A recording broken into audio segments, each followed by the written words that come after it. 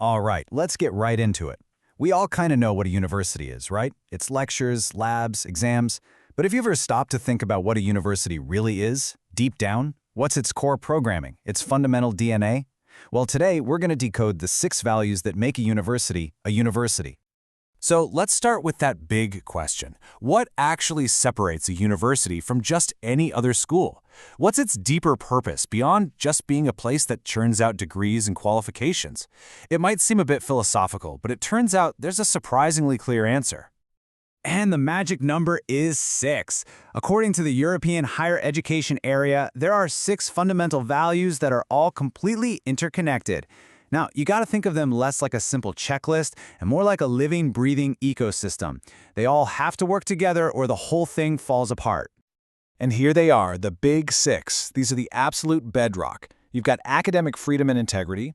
Then you have institutional autonomy and participation. And finally, this really interesting two-way street of public responsibility. So let's actually break these down, starting with the very engine that creates knowledge in the first place. Okay, this first pair is all about how new ideas are even born, and maybe more importantly, why we can actually trust them. It's this beautiful, delicate balance between fearless exploration on one hand and real ethical responsibility on the other. First up is academic freedom. And look, this is the absolute cornerstone of everything. It's the right for a professor or a student to ask the tough questions, to challenge ideas we all take for granted, and to explore unpopular theories without being afraid of getting punished for it. I mean, without this, knowledge just completely stagnates. But freedom can't be a free-for-all, right? It needs a partner, and that partner is academic integrity. This is the promise that the whole search for knowledge is done honestly. It's what makes sure research is solid, that people cite their sources, and that the conclusions are actually based on evidence. This is what builds our trust in science and scholarship. And here's where it gets really interesting. You see this natural tension? Freedom gives us the right to ask basically any question we can think of, but integrity gives us the duty to ask it honestly and rigorously. You see how one without the other could be a real problem? Freedom without integrity is just misinformation, and integrity without freedom is just, well, conformity. And this is exactly why the source material is so clear on this point. It says that academic freedom has to exist inside a framework of high standards and ethical conduct. So the big takeaway here, freedom and integrity are really two sides of the very same coin. Okay, so if freedom and integrity are the engine, then our next pillar is kind of like the vehicle's frame and steering wheel. Let's talk about autonomy and participation. This is all about how a university is actually run, and, crucially, who gets a say in the decisions. Let's start with institutional autonomy. This is so important. It means the university itself gets to call the shots on its own mission and policies, not the government, not corporate donors, nobody else. This independence is what carves out the space for that academic freedom we just talked about to actually exist in the real world.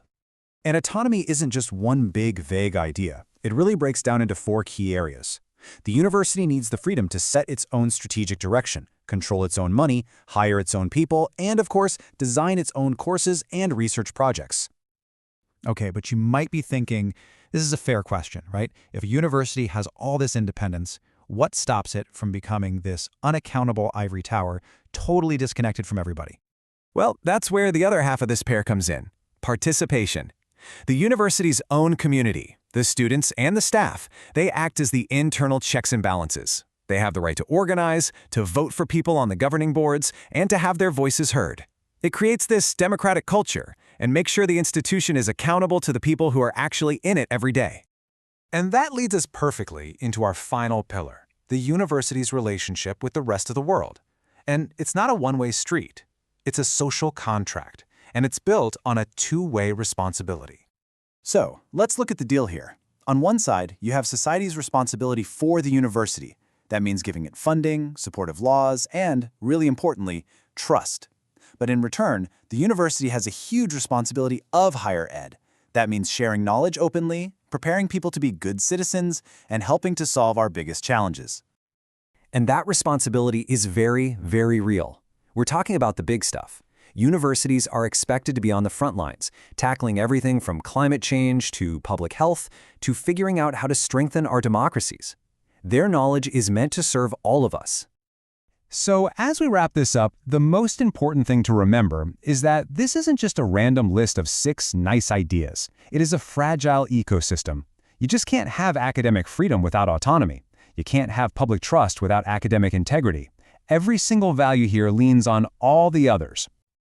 And, this is the constant challenge.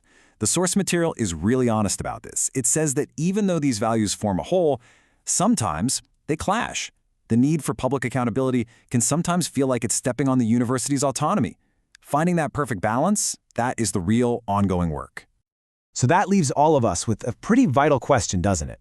In a world dealing with misinformation, intense political pressures, and crazy new technologies like AI, how do we protect and strengthen this vital ecosystem? How do we make sure the university's DNA doesn't just survive, but actually get stronger to meet whatever challenges are coming next?